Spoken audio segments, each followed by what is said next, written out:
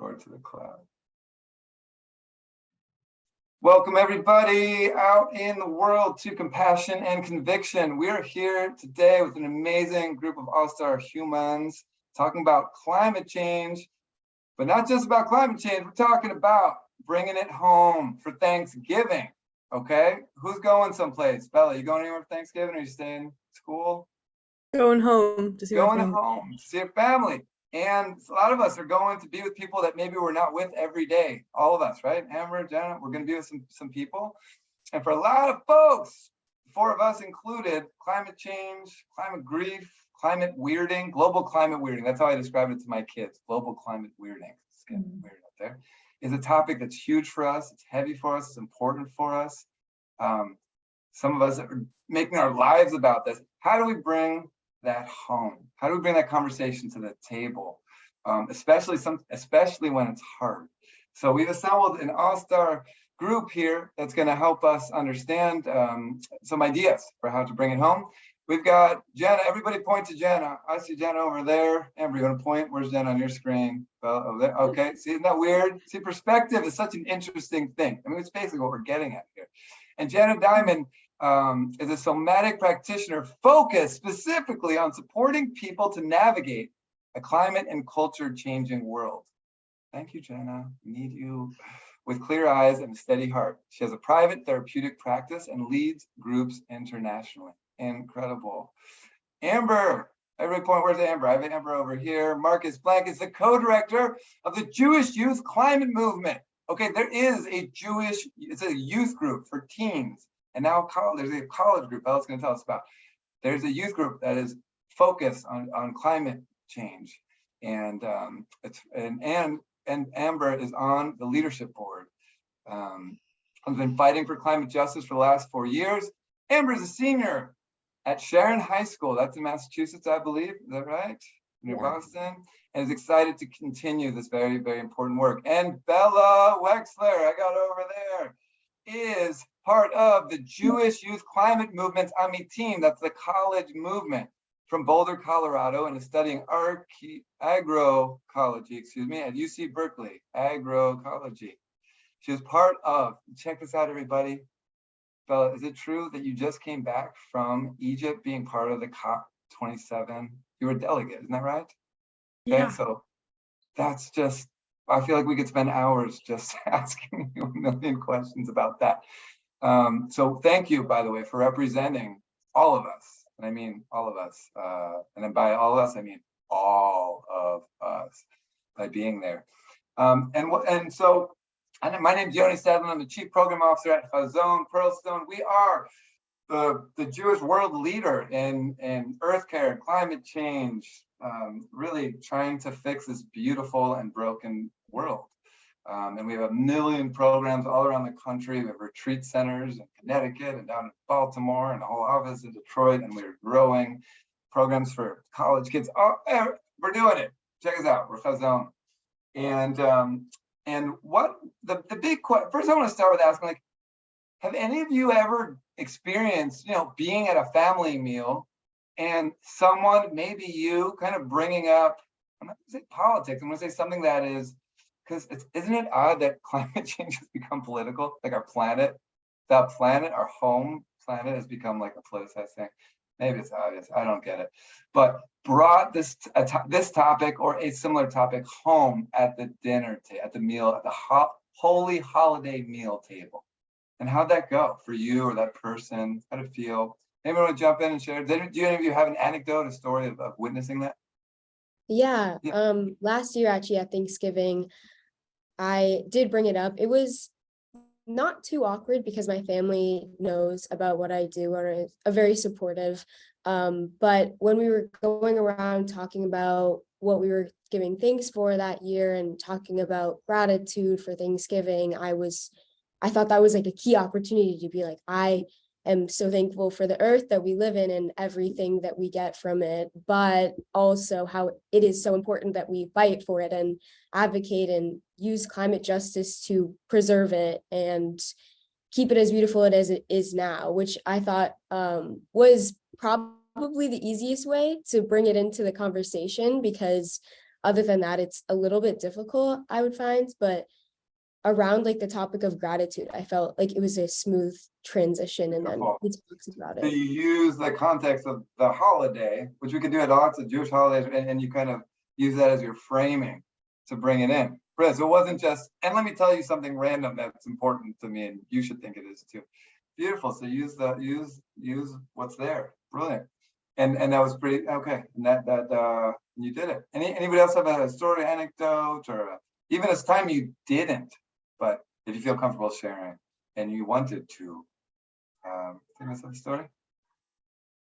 I'd say not even just around Thanksgiving or holidays in general. Growing up, my family always talks about controversial topics or things we're passionate about at the dinner table, just because that's when we come together and we all have like a lot of important things to say. And I tend to bring up controversial topics like climate change or racial justice or things like that, which aren't really that controversial in my household, but I do kind of poke and prod sometimes at my family members and kind of start just like larger conversations, and sometimes it can get a little heated, and we have to take a step to remember that like we're here to be with each other and to eat dinner and all of those things and grateful for each other, and those conversations can be really difficult. And I think it's a process that I've been learning through. As a kid, I was just like kind of antagonized and like kind of poke and prod, but now I'm learning that like you have to bring people into the conversation in order to have a more productive, time with that as well. Did any of you ever feel, and I'm asking this because I wonder this really, like almost like it's our job or responsibility to try to get like, let's say, a climate denier at the table to not deny. Like, have you ever felt that pressure, like to not convert, but like, oh, hey, look what's right here, and that's where to put our energy is the person that's most disagreeing with us. Have you ever felt that pressure, Jenna, or do you have suggestions what to do in that situation? You're at a table, you're at any party, and we often focus on the person that's most opposed and like think that that's the person to, I hesitate to use the word convert or illuminate or connect. Yeah, I mean, it's so interesting, right? Because we're, I mean, perhaps even part of many of us who are in this day to day, there's like such a collective, I think, overwhelm overall and a numbing. So even if people really do care and wouldn't be, I mean, I'll come back to your point in a moment, necessarily apathetic, even bringing something up, touching something that is uncomfortable or that, is, as my progressive family even would just kind of, nod and say, okay, that's nice. Now can we get to something more pleasant, right? We don't actually want to talk about this thing, right, even though we might care or we understand how important it is. It's just not where we want to put our attention. And so, it reminds me, Yoni, as you say, like, is it that denier? Where at this point, I don't know how many deniers there really are. There might be more like anger or other pieces that come up. I mean, I don't want to make any assumptions around who we're sitting with. Yeah, where do you live, Jenna? Yeah, well, I actually do live in the South right now, but okay, all right. So that's another story. But listening is really an act, a generous act of care here, and it can actually be a radical act to kind of strip down the facts and the information to the heart of the matter and how you feel, and get really curious about how someone else feels about anything that they're witnessing or seeing in these days. And so often, if I feel really alone in something I'm passionate about or that I'm personally bringing, I might feel like my colleagues or my friends who are with me fully in it, while not physically there, I might feel them at my back, or I might feel them beside me, kind of just holding me and saying like, we got this, we're together, even when listening or being in that relational context. Thank you. And I don't mean to put anybody on the spider, but like, do any of you have like let's equip some people at home. So you use the word like, Jen, like equip people with facts. And now, oddly, the word facts has become a controversial word. Fact. Right? A lot of times people are competing for what the facts are. So I recognize that with a huge asterisk that nowadays you can't even say the word fact. Factually, you have to fact check. What is a fact? What is a fact? But can we help somebody who's listening with and I mean a sentence or two, that with a fact and where we got it from? And I'm not, I can convince people, I can talk about climate without, just like, well, without a piece of paper saying point here. But do you have, and if we don't, that's fine too, but do you have places that you often go to point to a specific fact to help people? And if you care to share, I'm just saying, how can we equip people that are going home who might be like, well, how do I have this conversation? What can I point to besides my feelings? Because I heard Amber saying, I'm really also just sharing me. You did that great, right, Amber? And your share with your family, you're like, let me tell you what's up for me. But also, yeah, does anybody have any, what fact do you go to or suggest they go to?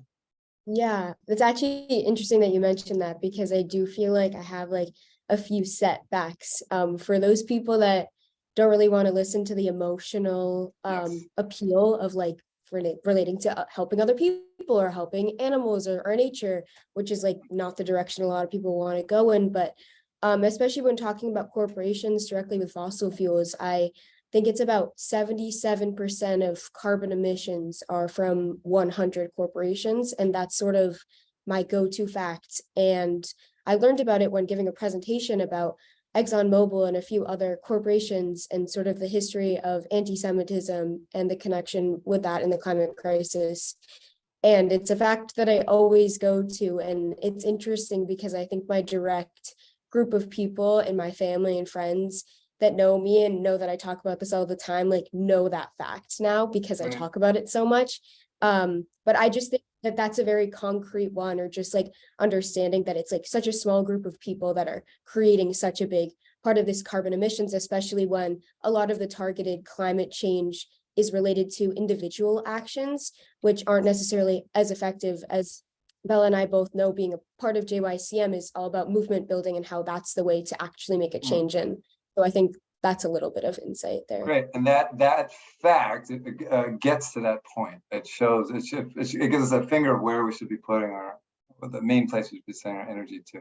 Bella, how does that resonate? What facts? Like, do you have? Were there any that are coming out of? You were at COP. Is there like a theme fact that is kind of up for people? I don't want to spend the whole time talking about equipping people with facts, but I wonder if there's something that was up. Yeah, absolutely. I think at least growing up, before I like really discovered the power of like movement building and social change as like a group thing, I kind of really, all I knew was like turn off the lights and turn off the water, don't shower too long. And I think growing up, like I was super obsessed with like plastic use and food waste and all of that. And I would just like drill my family on that. Like, okay, like can we recycle it? Like, how do we not waste food? How can we like turn off the water? All of that kind of stuff. And I think with Thanksgiving and that theme, you can focus on both, like the systemic part and the individual part. And I think it's important, especially for people who are not like as engaged in this topic, like you can use the individual part to bring people into the systemic action of it. Because it's hard if you're telling someone like, oh, like this is a systemic issue and like all of this stuff, which it is, and we know that. But also for someone who like it isn't their main concern, it's what am I supposed to do? You know, like that's kind of the reaction I get a lot of times when I bring that up. And so at least with Thanksgiving, like I like to focus on like food waste with my family. Like, all right, how can we as a group like limit the food waste? How can we do that? How can we donate the leftovers? And that can kind of get people engaged in a way that feels accessible without like overwhelming them. Right. And then if people are like super excited about it, bring them in further into the movement building aspect of it. And I think like kind of helping people feel comfortable in getting engaged, I think is really important with that. So there's definitely like a balance, I think, between this. Brilliant. And that's just like Amber was saying, it's right on point. I mean, this holiday is basically saying, let's be gluttonous. Like the table with the most excess, right? The table that has the most on it wins, right? And the person that eats the most. right? Yeah, and Bella, you're doing, I mean, that's such a good job of modeling, right? Like it's actually through our our actions. I mean, even like I often say, right, it's not like thought or cognitive based, it's experiential. So how are we working together to shift something? And in the same way, I might not come with facts because that, you know, people often have certain responses to data points. It's like, oh my goodness, you know, the world is rapidly changing, our earth is shifting dramatically. What are you noticing? You know, like making it a conversation in that way too. Yeah, I have a question. You think about this stuff, Yeah. and thank God for you and the work you're doing. All your life is devoted to having these conversations. I'm thinking about the gradient of people that are listening to this, and some of them are probably are very confident and can stick their neck out at this table and feel safe to do so. Some people might feel like it's insecurity for whatever reason about sticking their neck, feeling like they're sticking their neck out and rocking the boat. And then some people are also, so that's on one end, like, who am I showing up? Do I feel confident, or do I feel safe to stick my neck out? And there's such a varying, for so many reasons, degrees of that. And then we talk about it for a long time. And then there's who's showing up at the table. Some people are showing up to the table at a place where it's like, we talk politics, we're all have a similar mind, no one's got the same mind, similar mind. And then there's some people showing up where they're going to be the somewhat minority, or even there's one person there, you know, if you bring this topic up, they're going to just automatically use it as a attack moment. So given the like who's at the table variation and who I am variation, what are we advising people? You know, and I'll just close by saying there's this. I'm noticing this little almost potential conflict of shalom, this Jewish concept of shalom bayit, which means peace in the home. We value peace in the home, and pikuach nefesh, like saving lives, saving the earth, shomer adamah, being guardians of the earth. These are two huge, not small, not marginal Jewish concept values, themes. Peace in the home and peace in the home, you know, the earth home. And I could see at Thanksgiving those two things being possibly, unfortunately, at odds. And so, yeah, what advice can we give people at home, given the differences of the variables? Yeah, I mean, there's so many threads that you just tugged at. They're so good and juicy. And you know, I think you're kind of naming how we navigate different dynamics and what might feel safe, and like where our practice is, right? And that's going to be different for everyone. It might make sense to have a one-on-one conversation if that's more comfortable for you, and to go towards someone that you feel like, you know, you can relate to, or that's going to be able to meet you where you are. And if you're feeling courageous and bold and you feel safe enough at the setting, and you want to take a risk, and you might make a different choice. But I don't believe that those, you know, that those two values are at odds here, because we can look at this from like a more subtle, smaller way, which doesn't necessarily mean less good or less effective. And then we can also look at it from a more macro lens. And so this is a dance that we're engaged in here, right? It's like, what is your role in this moment? And that really changes from moment to moment. Like, how do you want to move with the configuration that you're stepping into? And how do you have fun with it at the same time, right? We actually have to remember that this, like, if it's so serious, we actually can lose ourselves in it. So where is the joy in the connection that you're taking a step toward making? Can we talk, stick on that last point? I got the chills. Who can share another example of like, how do we bring, this is one of the hardest topics. There's the climate anxiety, people are freaking out. I mean, people are dying and suffering, and yet, yes, bringing this to bear to our family with some element of togetherness and maybe even joy in the moment, like because why do we care? Because we love life, because we love our home, the earth. But how can we bring that to the table? How can we do, because wow.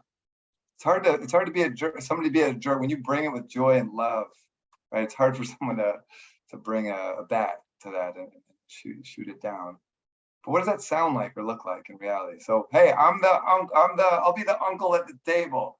That's you're scared. Everybody's like, oh, Uncle Yoni, he's gonna be defensive. He doesn't like climate change. He doesn't think it's real. Climate's always been changing. What do you mean climate change? The climate always changes. Summer and winter. Come on, climate change. All right, that's me, Uncle Yoni. How do you bring it in a way that I cannot? We talked about a couple ways, but maybe even with joy. How do you do that? Bella, do you have something? Yeah, I think something that we talk about in JYCM, we've done a lot of like education around, is like how to bring people into the conversation. And we talk a lot about, I don't know what it's called, but this like range of people's alignment with the climate issue. And it ranges from like, actively, protesting and taking action and movement organizing and, kind of just being in with this area of JYCM or whatever organization. The other side is like polar opposite, and you're climate denier, you're taking action, you're probably a fossil fuel exec, whatever, the opposite side. And then there's all this like in the middle area. And part of movement organizing, which like I'll relate this back to the dinner table, but is like bringing people to one side or the other. So like if you're, an activist or you're a, fossil fuel exec, you're not really changing that person's perspective or making them take different action. But there's so many people, a majority of people are somewhere in the middle. And so it's what can you do to bring them to your side? And so I think most of the people, at least at my dinner table, and I think a lot of other people's dinner table, it's not that they're, don't believe climate change is real. It's that they do think climate change is real and a problem, but they don't know what to do. They don't know how they can be effective. They don't know how to enter that conversation. So I think it's about like bringing people in with you into like starting to take that action. It's not that they don't want to, as that they just don't know what they can do, or they don't have the time or whatever it is. And so it's making sure people feel like they have access or empowerment to begin that journey. And I think that's something that I'm going to focus on when I go to my Yeah. Beautiful. Who's going to say something? Bella, Amber, were you going to say something?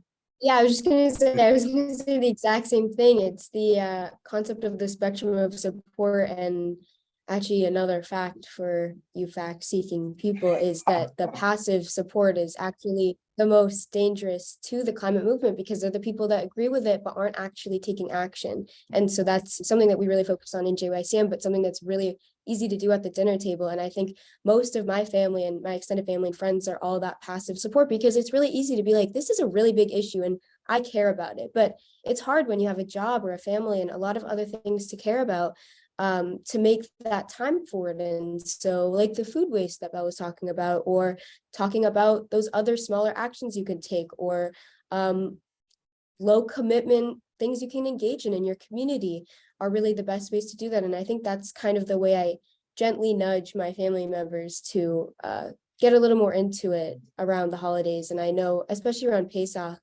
somehow whenever anybody asks me about like, oh, Amber, how are you doing? And I'm like, oh, here's something I'm working on, and here's some ways you can get engaged in it. And I remember that, and it actually struck a really good conversation.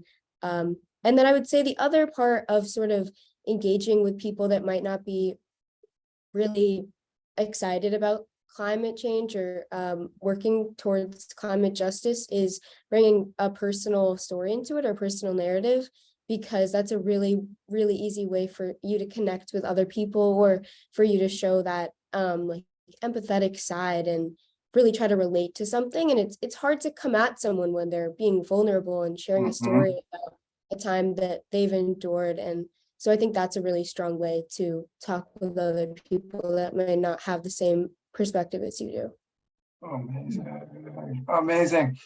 I'll also add one more thing, because I want to be like, okay, Uncle Yoni, and like, tell me what you've like loved doing lately. Like what is bringing you alive, or like, what's your, have you had any good adventures outside?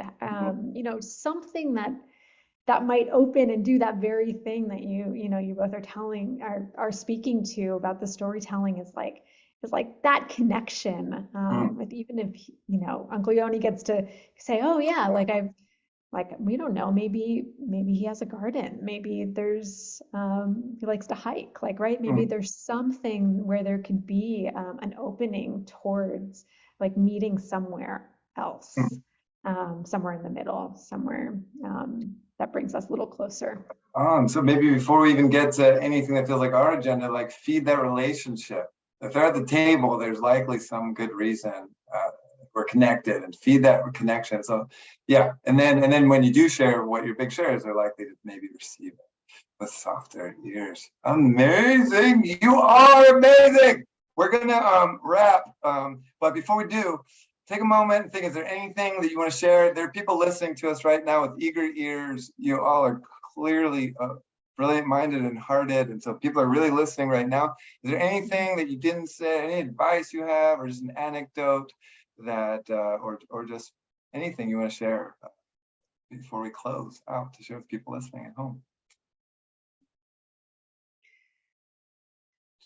I mean, I might just go and say, you know, that compassion, that empathy, that ability to adapt to these conversations, it does start with ourselves, right? So if you don't have like the most brilliant conversation at the table, or you don't change the entire, you know, make a big, huge move at Thanksgiving, like that's okay, right? It's like really okay. Like you don't have to be the expert here. And just bringing that gentleness, kind of turning it into and toward yourself at the end of the day.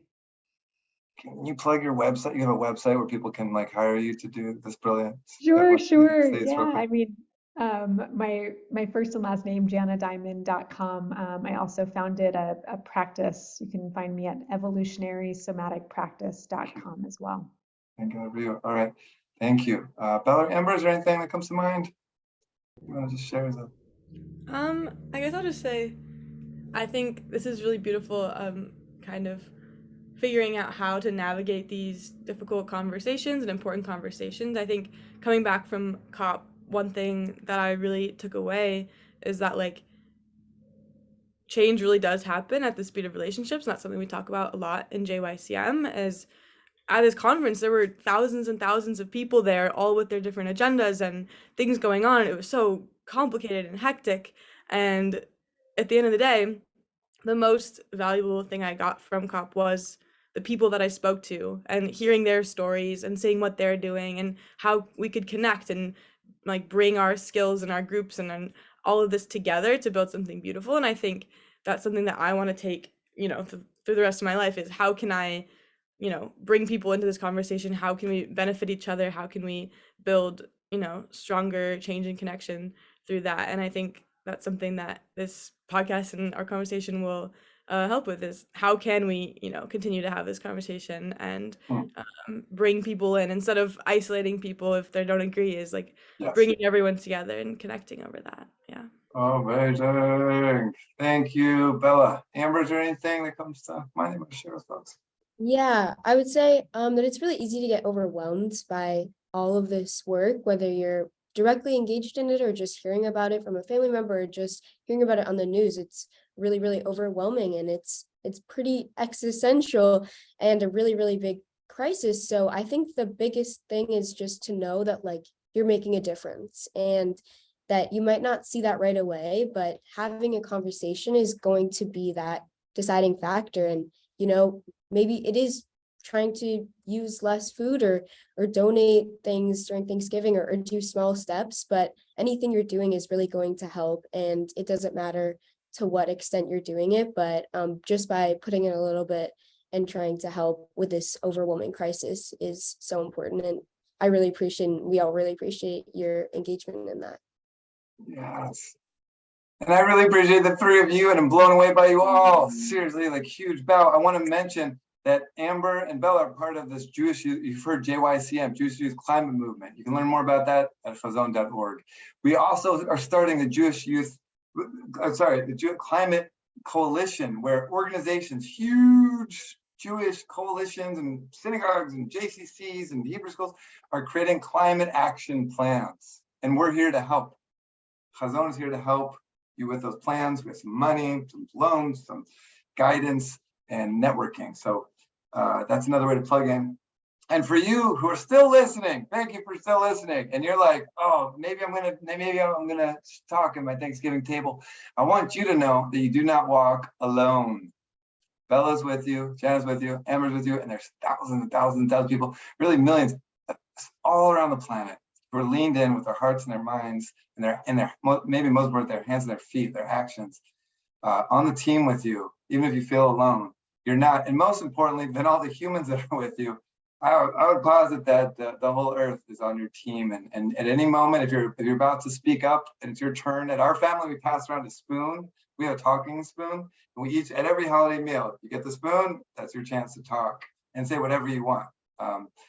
And so, and if you're like in that moment, you can just close your eyes and tap into us and the big us, the earth us, that is on your team cheering you on. I want to thank you all again, Bella, Jenna, and Amber, for joining, and for everybody else. Wishing you a Chag Sameach. Thanksgiving does not have a theme song, people. What's up with that?